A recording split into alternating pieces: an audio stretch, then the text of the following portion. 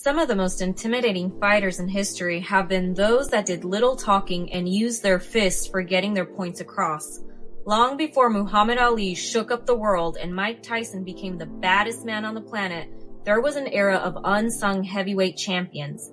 These guys came to at the height of Jim Crow and rose far above their contemporaries, despite never getting an opportunity to fight for the coveted world heavyweight title. One of these men was dubbed the Oxnard Cyclone, and his name was Sam McVeigh. Samuel E. McVeigh was born on May 17, 1884 in Wilder, Texas. McVeigh stood 5'10" with a 75-inch reach. He competed in the heavyweight division and usually weighed around 210 pounds.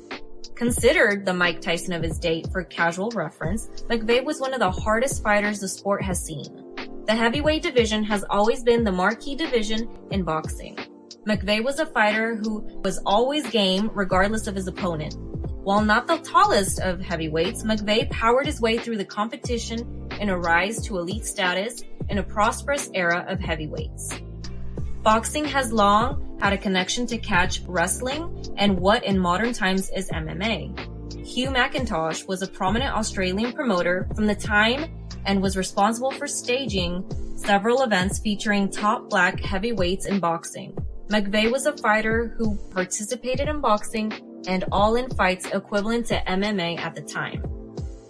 These events showed the broad range of McVeigh and other great fighters as a means for the opportunity to make money and ultimately a shot at boxing world heavyweight champion. McVeigh was built like a tank and possessed the fire to go toe-to-toe with any boxer in the world at the time.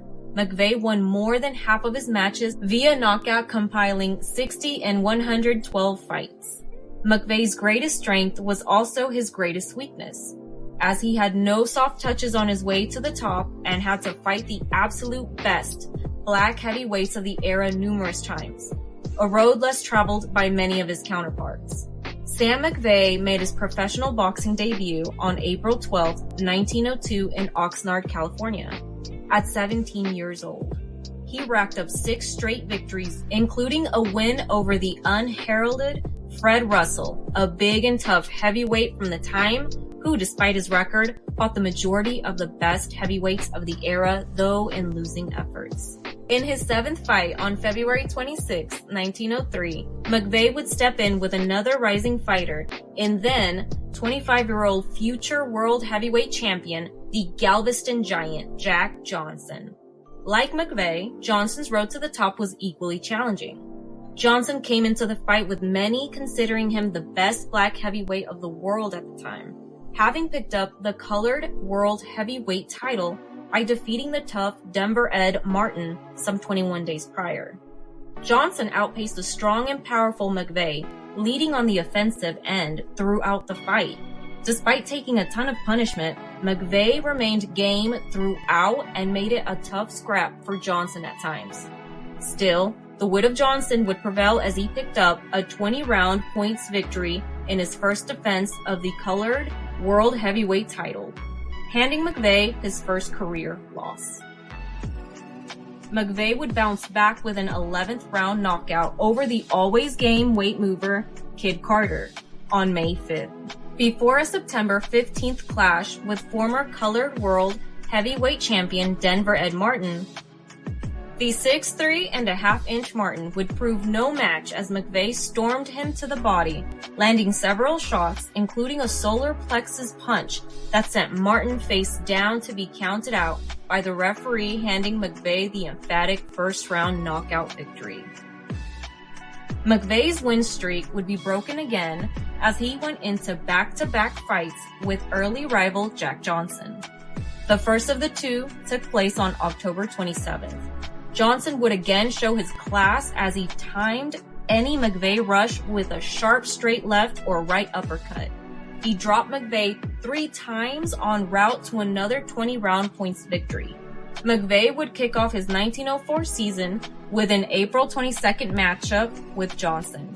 Still, teenage McVeigh would again be blasted by Johnson. After being dropped in the first round, McVey would fail to trouble Johnson and be outpointed throughout the contest before being knocked out in the 20th and final round by Johnson. In both fights, the colored world heavyweight title was on the line, but the still relatively green McVey would have to wait. This would be the final fight between him and Jack Johnson, and despite the losses, the matchup set McVey up for the road ahead. In his next fight, McVey would rematch Denver Ed Martin for a 10-round contest in LA on August 12th. McVey would drop the decision to Martin this time around. McVey would be away from the ring for more than a year before the third fight with Denver Ed Martin on January 25th, 1906. A refreshed McVey would right the ship as he dropped Martin twice in the first before knocking him out in the fourth. McVey and Martin would face off for a fourth and final time on February 28, 1907 in Sacramento. Martin had a better showing but was gassed and knocked out in the contest's 16th round, bringing a close to the rivalry. If you enjoyed this type of content, like and subscribe. In boxing, where one rivalry ends, another begins, which would be the case in McVey's next fight on April 15th. He would step in with another heavyweight great, the underrated former colored world heavyweight champion, Joe Jeanette. Jeanette was another tough fighter who saw no easy road to the division's top. Their first battle was a story of inside and out, as Jeanette dominated from range while McVey controlled the close quarters work. McVey dropped Jeanette to a knee in the second round and looked like he was about to take control. Jeanette battled back and bruised and bloodied McVey as he won the decision after 10 rounds. This would only be the battle for the impending war for these two fighters. From here, McVey would go on a 19-fight winning streak. Most of his fights during this run took place in France, as there was more financial opportunity for black heavyweights. This included his February 20th, 1909 return bout with Joe Jeanette. By this time, Jack Johnson was the new world heavyweight champion and avoided taking on the likes of Jeanette, McVey, and Sam Langford, as they were the biggest threats to his title. Given such, the colored world heavyweight title was on the line as it would no longer be relevant to Johnson's reign. In the second fight between the two, contrary to the first contest result, Sam McVeigh opened as the betting favorite. This would prove wise in the actual contest as McVeigh dropped Jeanette on 3 separate occasions and pulled off the decision over 20 rounds despite a game showing from Jeanette. With the win, McVeigh would become the new colored world heavyweight champion. This led to what is undoubtedly one of the greatest fights in the history of pugilism when on April 17, 1909 in Paris, France, Sam McVeigh and Joe Jeanette faced off in a trilogy of epic proportions. It was a scheduled fight to the finish with 30,000 francs on the line, the equivalent of $6,000. Factoring inflation today, it would amount to over $183,000 in 2022. A crowd of around 2,500 was in attendance. McVeigh weighed in at 201 1/4 pounds, while Jeanette came in at 184 3/4 pounds, which had been the typical weight gap between the two fighters throughout their previous matchups. Jeanette opened the contest with a left to the face of McVeigh. The early rounds were similar to their previous ones, with Jeanette's cleverness versus the brute strength of Sam McVeigh. McVeigh dropped Jeanette in the 5th round as the two fought more cautiously until the 16th. McVeigh's right eye was swollen from a hard right from Jeanette. In the 19th round, Jeanette was dropped 3 times in succession and had to be saved by the bell. From this point, the tide shifted to McVeigh's control. Oxygen had to be administered to Jeanette for the next several rounds as he took a pounding from McVeigh, even being saved by the bell on several other occasions. Jeanette showed exceptional recuperative abilities as he came out at the gong sound on each occasion regardless of shape. McVeigh sent Jeanette to the canvas for a 9 count in the 26th and 28th rounds, but was too weak to finish Jeanette.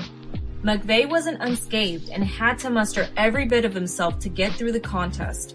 From round 40, it would be Jeanette who regained control as he started to make a chopping block of McVeigh's face. McVeigh had to be administered oxygen from the 42nd round on, though he couldn't recover like Jeanette. Jeanette couldn't drop McVeigh, but he was landing with pure precision to the degree that even the most rigid leather couldn't sustain.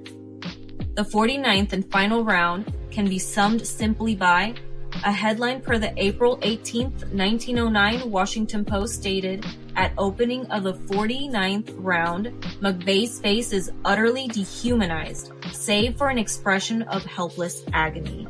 From there, the corner threw in the sponge to signal the end of the fight, and the referee raised the hand of Joe Jeanette, who was once again the colored world heavyweight champion.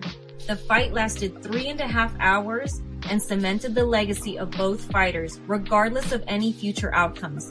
For Jeanette, he set his sights firmly on the world heavyweight champion, Jack Johnson. On December 11, 1909, after a 4-fight win streak, McVey was back in the ring with Joe Jeanette for their 4th fight in France. Impossible to live up to the heights of the previous fight, the two men would fight to a 30-round draw per the referee's decision, which sent the crowd in attendance into an uproar.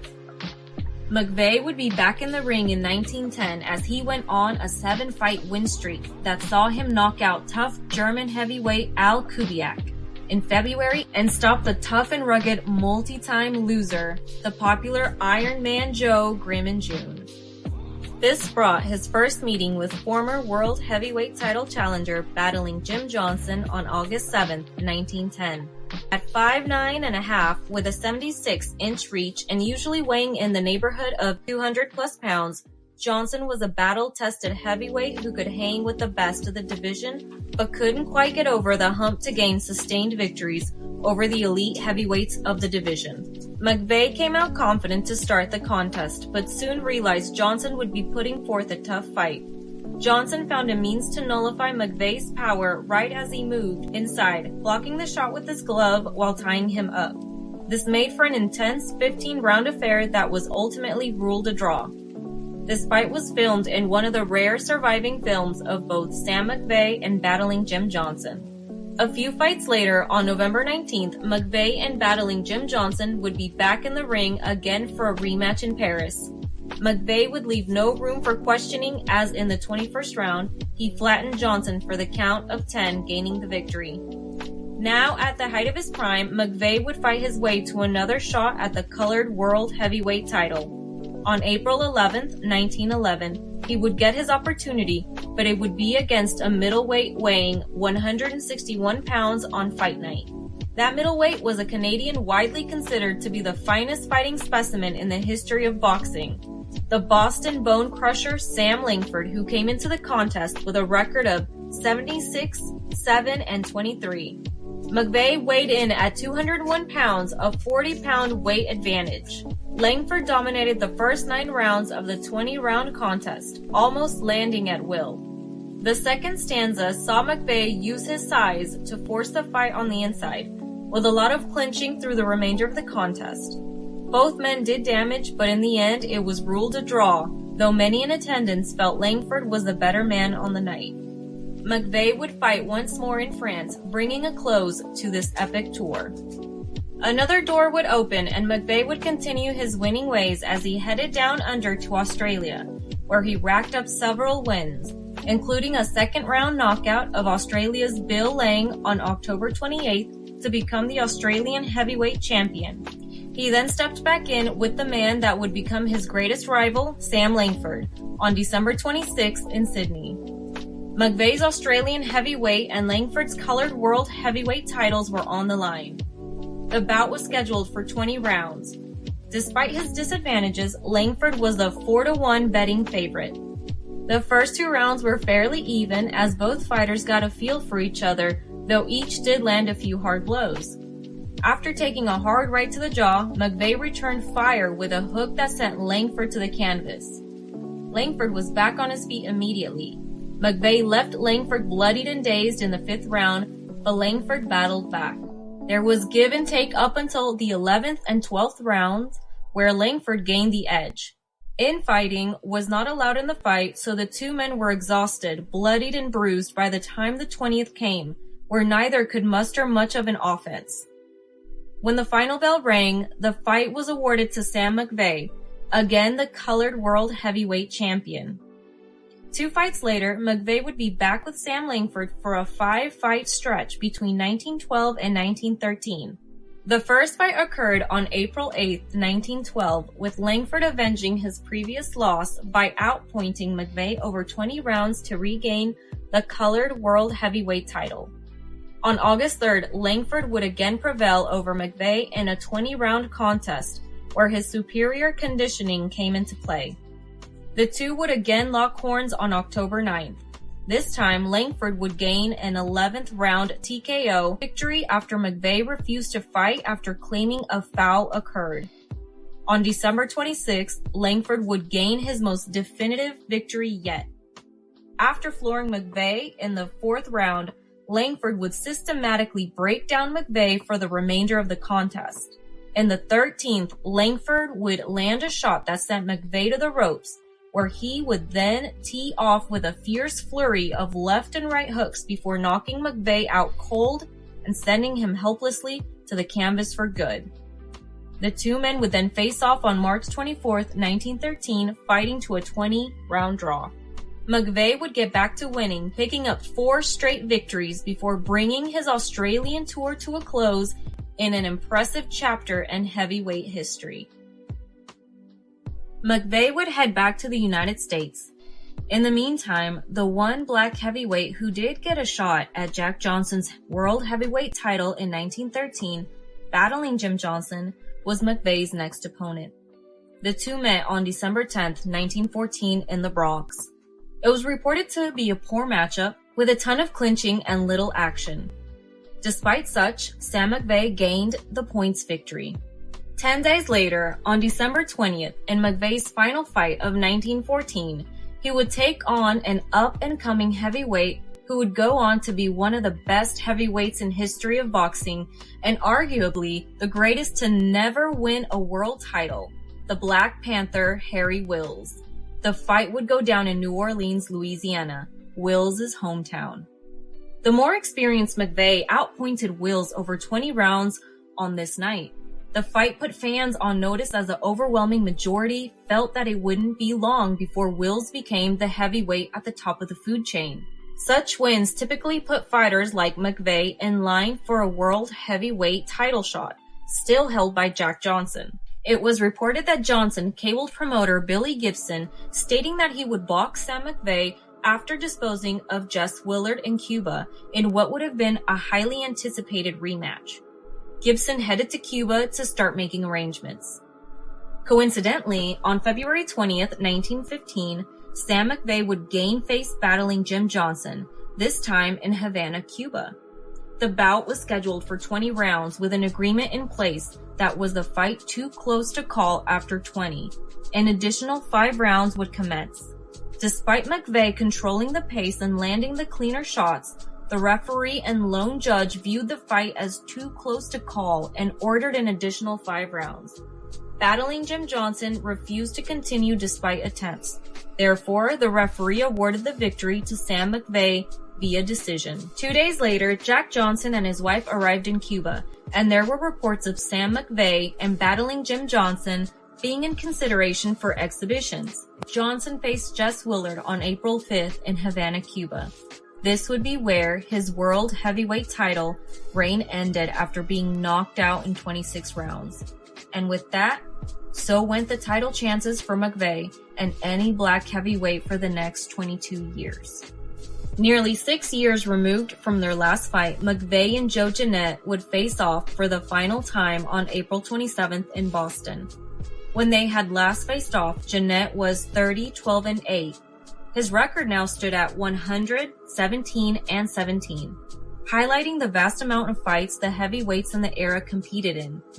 The two fought a rattling fast, hard-hitting fight for 12 rounds, putting on a show for those in attendance. The fight was ruled a draw, but many in attendance felt that McVey had the better of the contest. McVey would clash with Harry Wills on May 19th in New York. McVey would dominate Wills, winning 9 of the 10 rounds en route to a points victory. McVey would follow this win up with a points victory over battling Jim Johnson on June 9th before stepping in with Sam Langford on June 29th for a 12-round contest. McVeigh's left hook led him to a long-awaited second victory over Langford, winning on points, though some considered the fight a draw. With the win, McVey was again recognized as the colored world heavyweight champion. McVey would knock out Big Sandy Ferguson on August 10th before dropping his colored world heavyweight title in his third fight with Harry Wills on September 7th. Wills would outpoint McVey over 12 rounds. McVey then moved into a September 30th contest with Sam Langford, where the two men fought a fast-paced 20-round draw. On October 10th, McVey would step in with another great heavyweight from the era, and then 108, 8, and 14 Joplin Ghost, Jeff Clark.